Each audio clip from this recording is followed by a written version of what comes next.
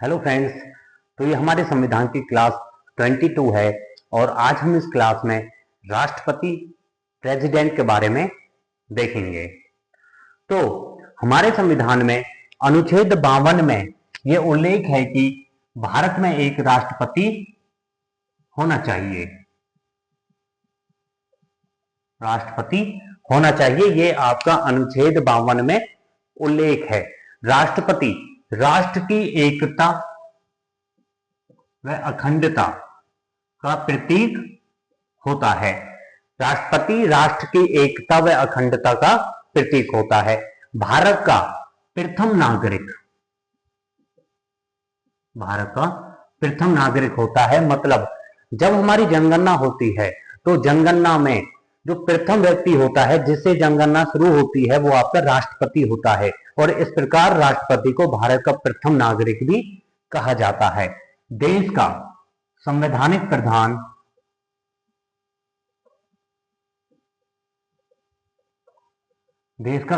प्रधान आपका राष्ट्रपति होता है। अनुच्छेद 53 के तहत अनुच्छेद 53 में ये उल्लेख है कि संघ की कार्यपालिका की समस्त शक्तियां राष्ट्रपति में निहित होती है। राष्ट्रपति को आपका केंद्रीय कार्यपालिका का प्रधान भी कहा जाता है।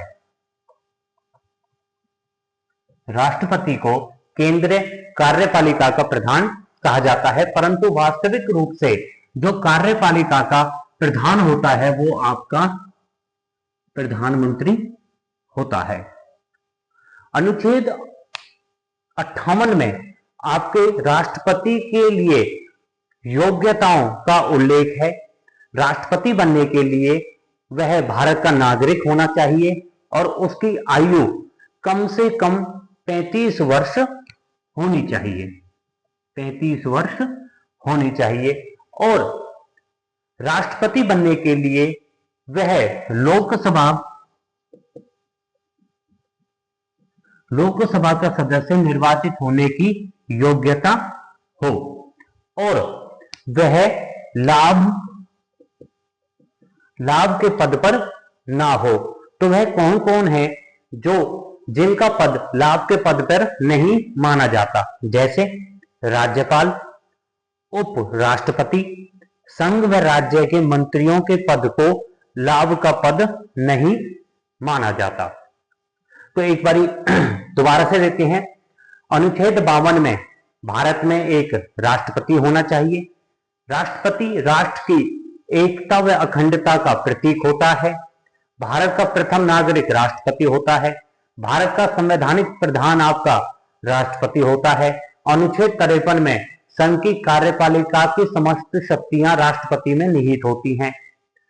केंद्रीय कार्यपालिका का प्रधान राष्ट्रपति होता है। वास्तविक प्रधान आपका प्रधानमंत्री होता है। अनुच्छेद 58 में योग्यताओं का उल्लेख है कि भारत का नागरिक होना चाहिए।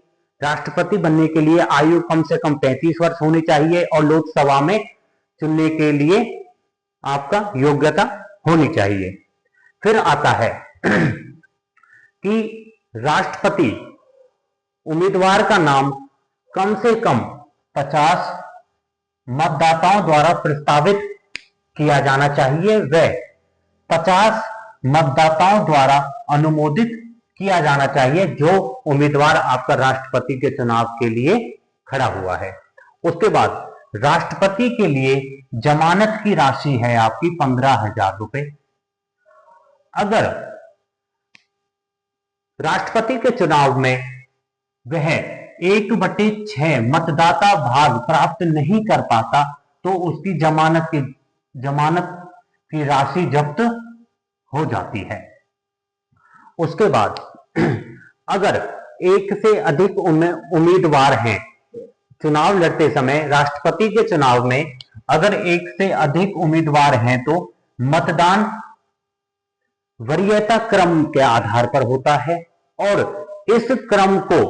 इस आधार को आपका प्रगति को एकल संक्रमता मत प्रगति भी कहा जाता है। अनुच्छेद 55 में निर्वाचन की रीति का उल्लेख है कि किस प्रकार किस रीतियों से या किस प्रगति द्वारा राष्ट्रपति को चुना जाता है? तो राष्ट्रपति के निर्वाचन की नीतियां हैं आपकी एकल संक्रमणीय मत पद्धति द्वारा व अप्रत्यक्ष रूप से निर्वाचन प्रणाली द्वारा राष्ट्रपति को चुना जाता है। उसके बाद राष्ट्रपति के चुनाव में आपका एमएलए और एमपी आपके भाग लेते हैं। तो अनुच्छेद 55(1) में प्रत्येक एमएलए व एमपी के मत का मूल्य निर्धारित होता है राष्ट्रपति के मत की गणना द्वारा। उसके बाद अनुच्छेद 54 में राष्ट्रपति के निर्वाचन मंडल कैसे होगा, किस प्रकार से राष्ट्रपति को चुना जाएगा। राष्ट्रपति के चुनाव में कौन कौन भाग लेता है? तो राष्ट्रपति के चुनाव में आपका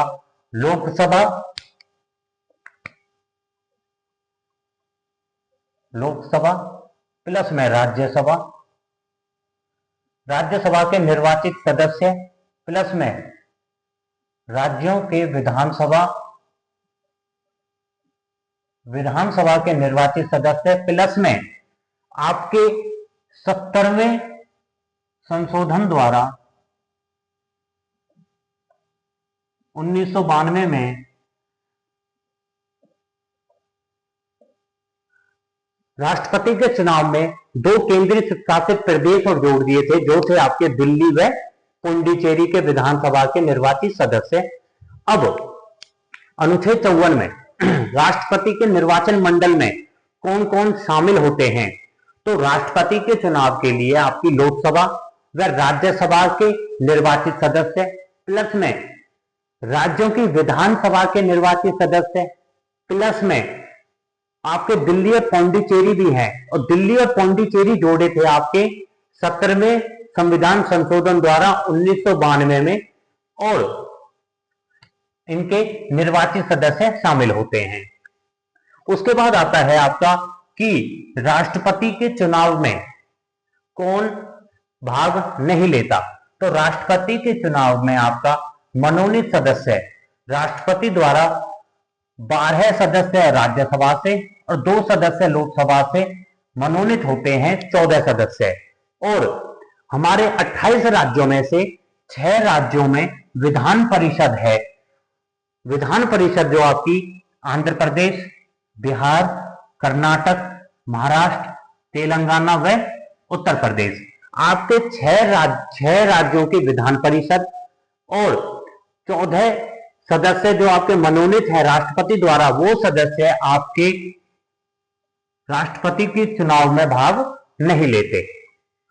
उसके बाद अनुच्छेद 56 के तहत राष्ट्रपति का कार्यकाल 5 वर्ष का होता है, परंतु अगर राष्ट्रपति 5 साल के बाद भी राष्ट्रपति का पद खाली है, तो जब तक उस पद पर कोई उत्तराधिकारी ना हो तब तक राष्ट्रपति उस पद पर बने रहेंगे।